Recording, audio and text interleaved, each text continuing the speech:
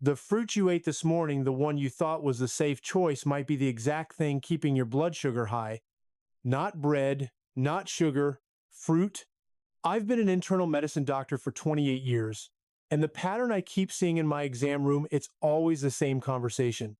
Someone comes in, their A1C is stuck, their fasting numbers won't budge, they cut out the bread, they gave up the pasta, they're doing everything right. And then I look at what they're eating for breakfast. Fruit, a bowl of it, every single morning.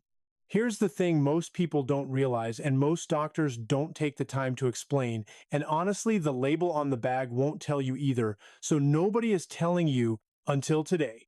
Fruit is not one thing. Think of it like a garden hose. Same water, same source. But twist the nozzle wrong and it goes from a gentle stream to pressure blasting straight through. Same fruit. Completely different impact on your blood sugar. Some fruits hit your system like a slow drip. Others hit it like a fire hose. And right now, you probably can't tell the difference because nobody's shown you how to look. Today, I'm going to change that. I'm Dr. Malik Jackson. I'm going to rank 7 fruits worst to best for blood sugar control. Number 7 is the one sitting on almost every picnic table in America right now, and most people over 60 eat it by the cup thinking it's completely harmless. Number 1 costs 49 cents a serving, and it helped a patient of mine, someone who didn't even like the taste, drop her A1C from 8.1 to 6.3 inches 90 days. I'll also show you the 4 mistakes that cancel every benefit, even from the good fruits. And the third mistake is the one almost everybody makes before 9 in the morning.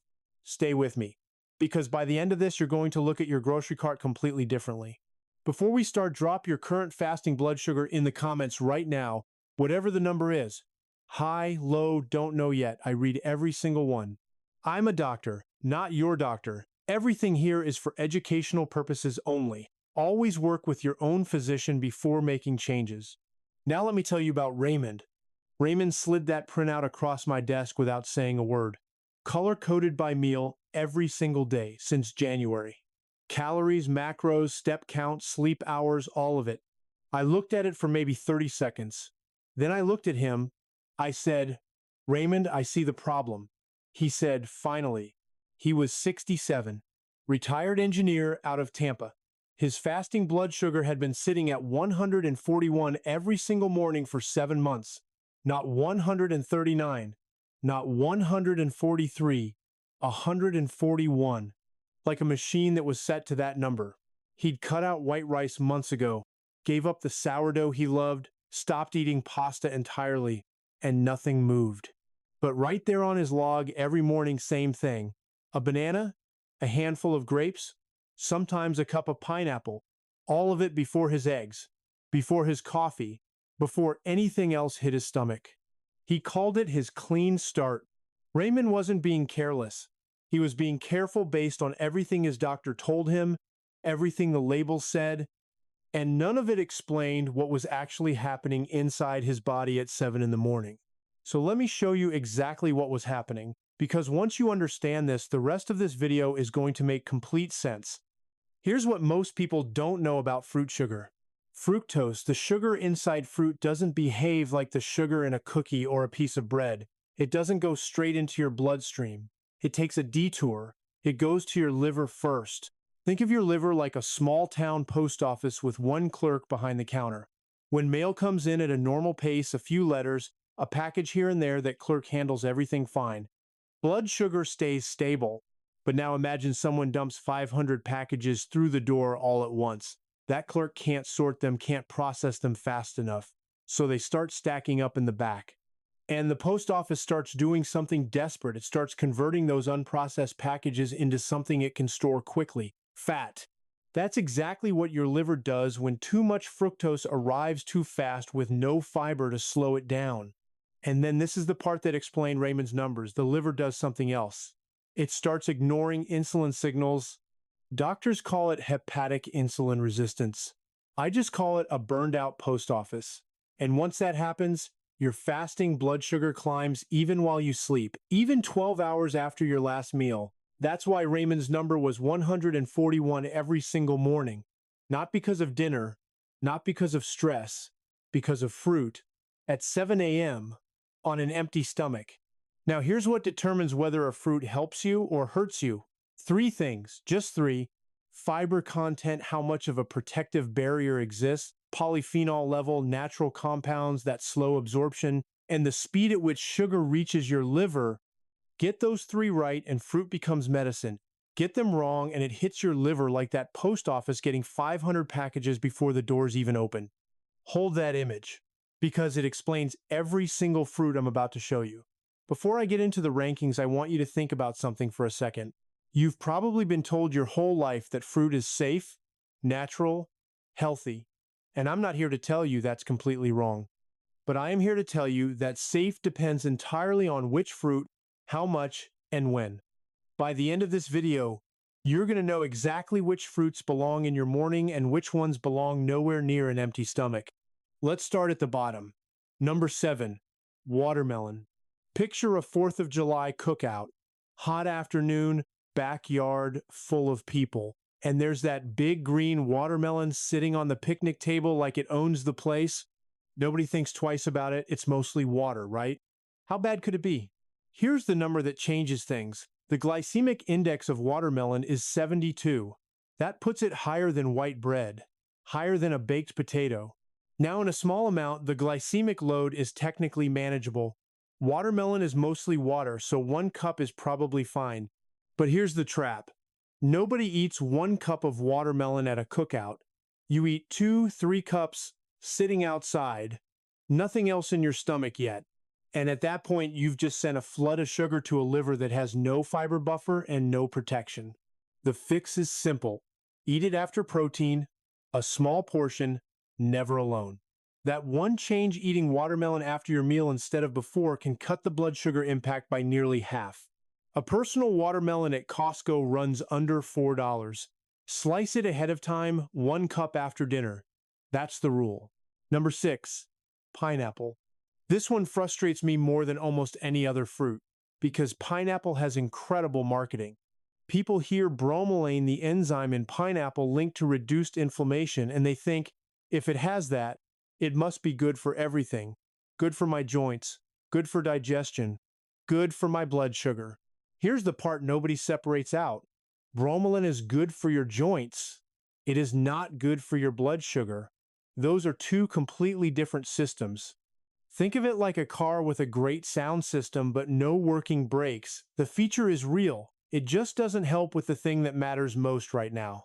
1 cup of pineapple has over 16 grams of sugar and only 2.3 grams of fiber. That ratio, high sugar, low fiber, is exactly the combination that overwhelms the liver. A study published in the Asia-Pacific Journal of Clinical Nutrition found that pineapple produced significantly higher blood sugar spikes than other fruits eaten in the same portion size. The bromelain didn't protect against any of it. If you enjoy pineapple, a few small pieces after a protein-rich meal is fine, but never blended, never juiced, never first thing in the morning. Number 5, mango. I'm going to say something here that I know is going to land hard for some of you, and I say it with full respect for how much people love this fruit. One whole mango, the kind you pick up at Kroger or Publix for about $1.50, contains 46 grams of sugar. 46. That's more sugar than a standard can of Coca-Cola. And the glycemic load, the number that actually predicts your real-world blood sugar response, is high because of the sheer volume of carbohydrate per serving. I've had patients tell me they cut out soda completely, which is great, I applaud that. But then they eat a full mango every morning because their doctor said to eat more fruit. And their fasting blood sugar keeps climbing, and they genuinely cannot figure out why. I know this one is personal for a lot of you watching. Mango is tied to family, to culture, to summer. I'm not asking you to give it up forever. Half a mango. After your protein, stored in the fridge, that's the version that works for blood sugar. How many of you have been eating mango thinking it was the healthy swap? Drop a comment. I genuinely want to know. Let me stop here for a second, because I want to give you a number that puts all of this in perspective. A 2021 analysis looked at dietary data from over 7,000 adults managing type 2 diabetes. The ones who reported eating high glycemic fruits daily, watermelon, mango, pineapple, ripe bananas, had fasting blood sugar levels averaging 23 milligrams per deciliter higher than those eating low-glycemic fruits in the same calorie range.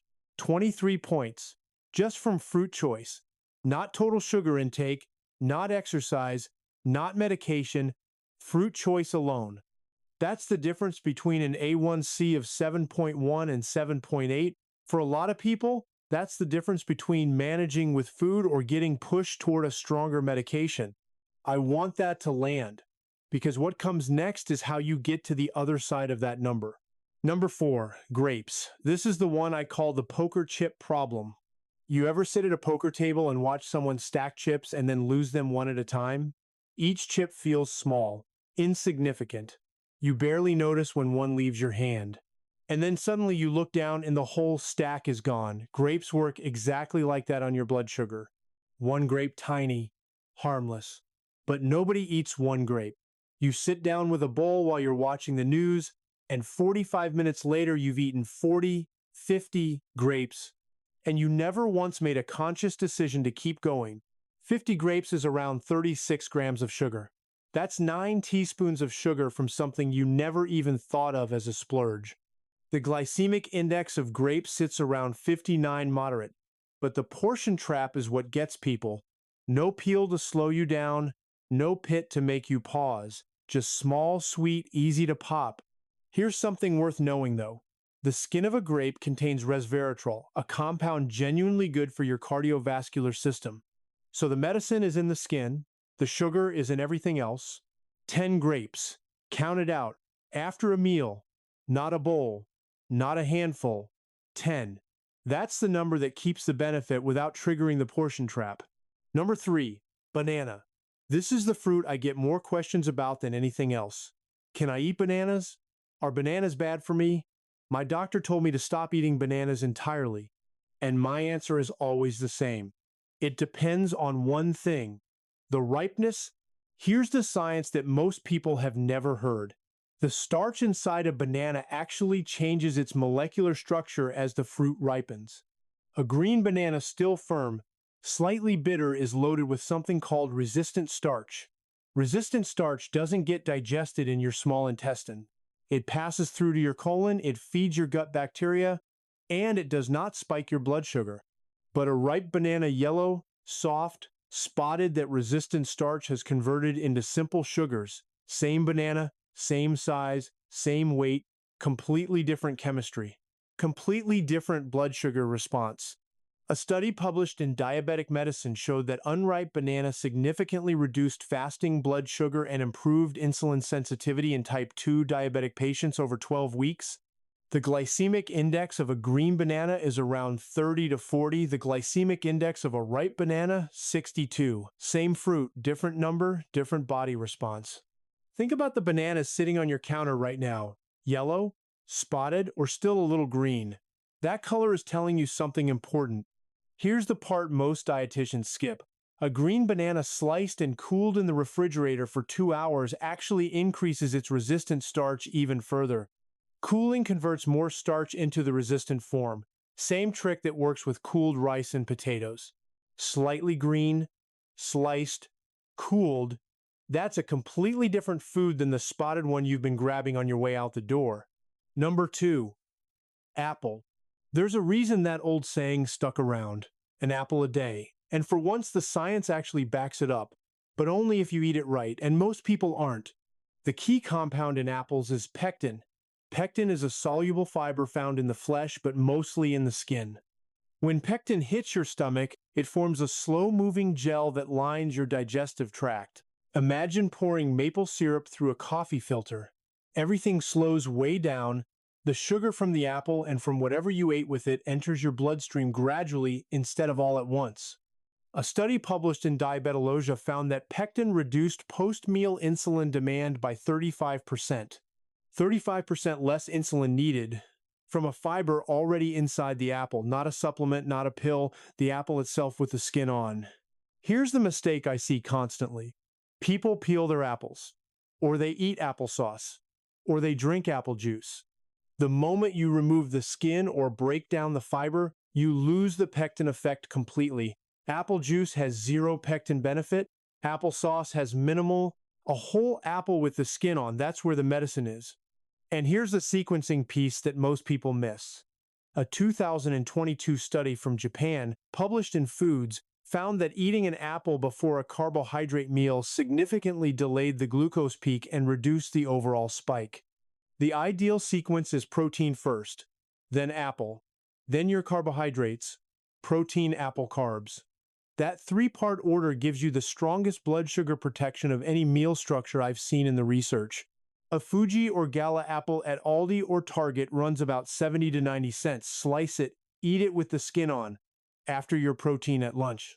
That's non-negotiable. If an apple can reduce insulin demand by 35% just from its fiber, what do you think happens when you eat a fruit that does all of that and then something completely different at the cellular level? That's number one. And that's where Gloria comes in. Number one, blueberry. Gloria was 71 years old, retired teacher from Columbus, Ohio, and she did not like blueberries. She told me that directly. Dr. Jackson, I've never been a blueberry person. Her daughter had read something online and basically made it a mission to get her mother eating blueberries every single day. Gloria went along with it reluctantly, mostly to get her daughter to stop texting her about it.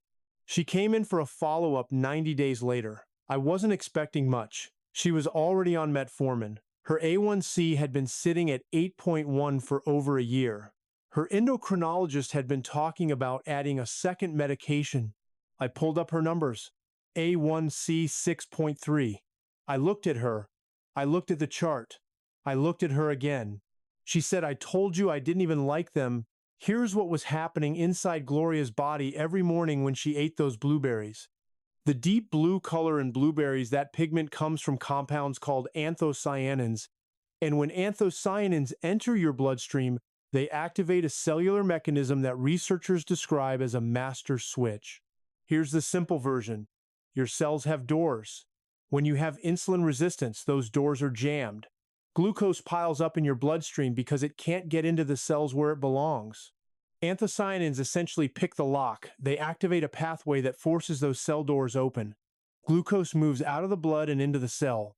Blood sugar drops, insulin works better, and the effect lasts for hours after eating.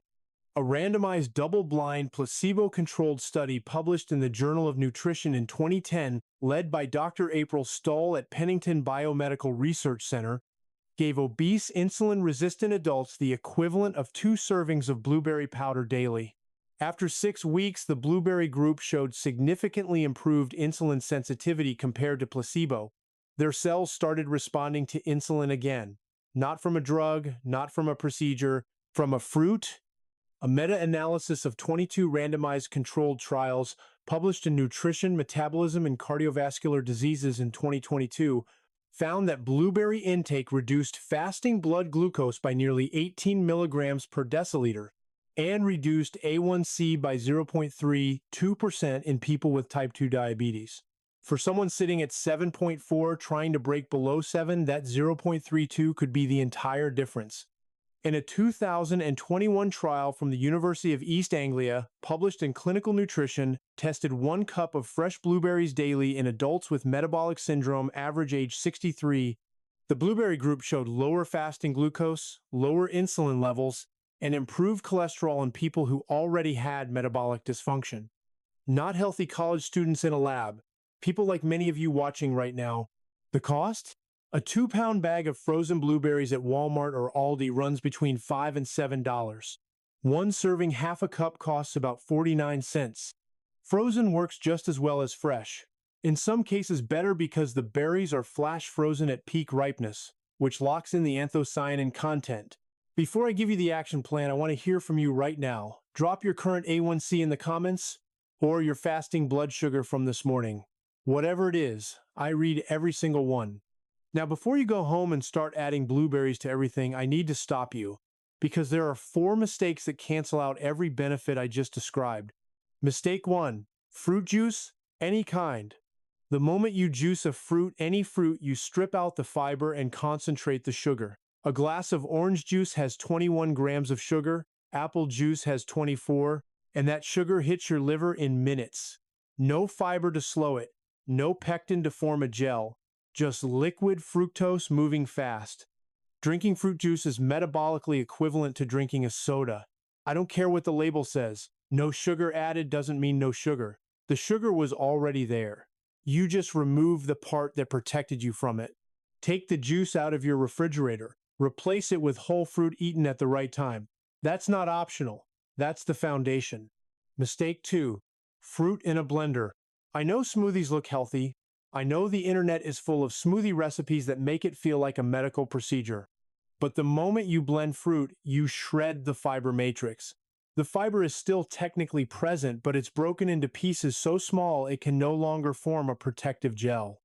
Your body absorbs the sugar almost as fast as juice. A blueberry smoothie does not give you the same benefit as eating whole blueberries. Not even close. If you must blend, add protein powder first. Use a small amount of fruit. Drink it slowly. But whole fruit eaten with a fork is always the better choice. Mistake 3. Fruit on an empty stomach. This is the mistake Raymond was making every single morning.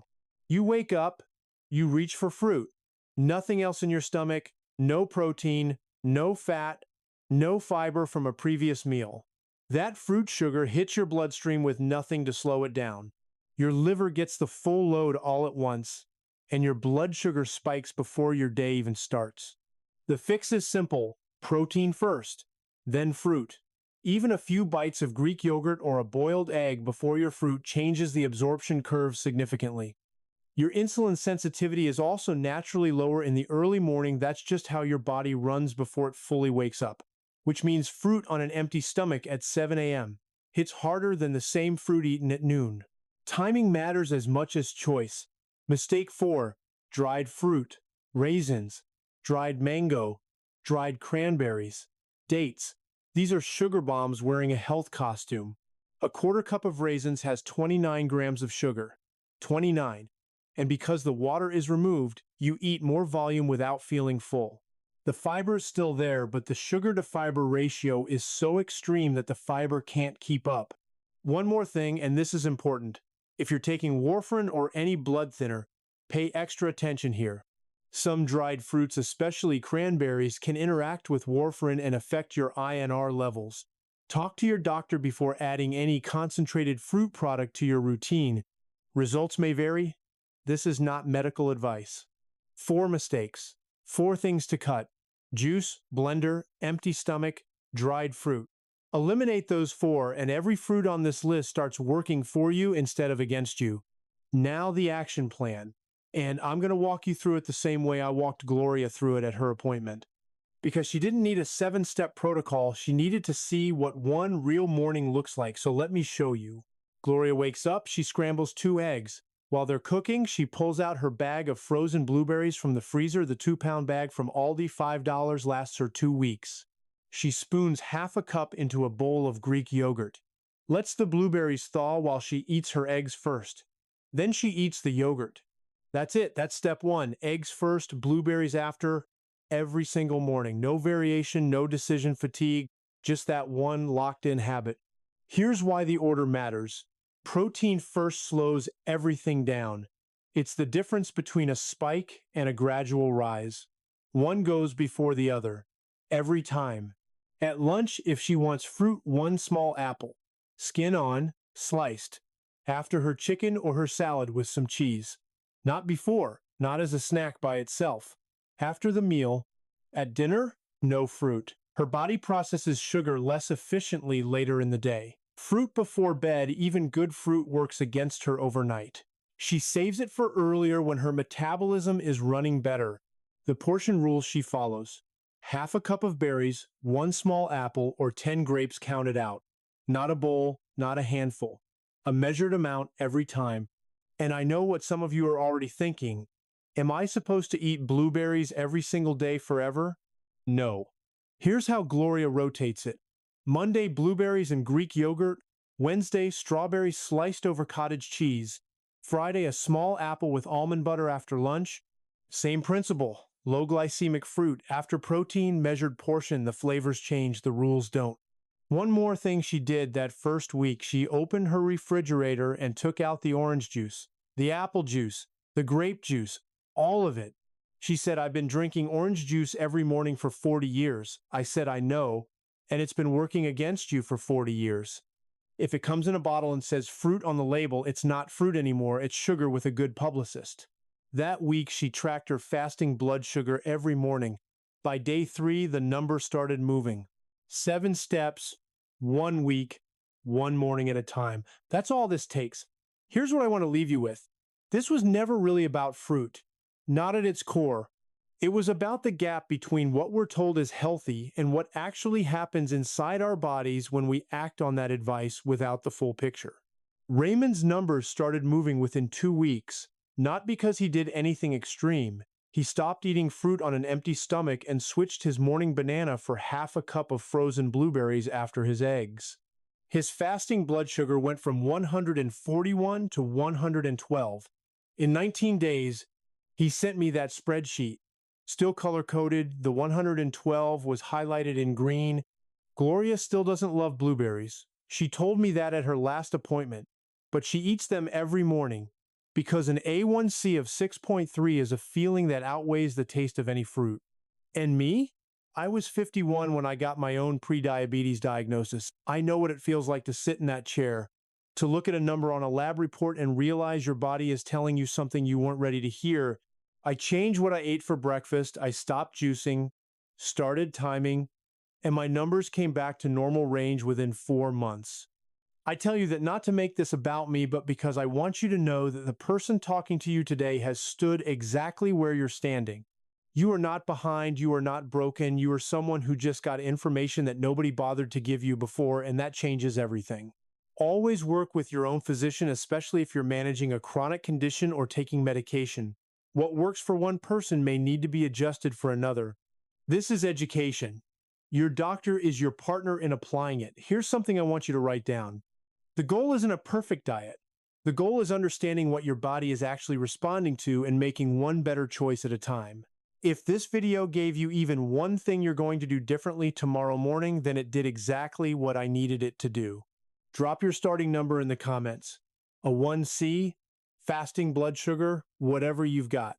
Because next week I'm covering the one food that most people already have in their pantry that works alongside blueberries to take this even further. Stay informed, stay consistent, and take care of yourself because nobody else is going to do it for you.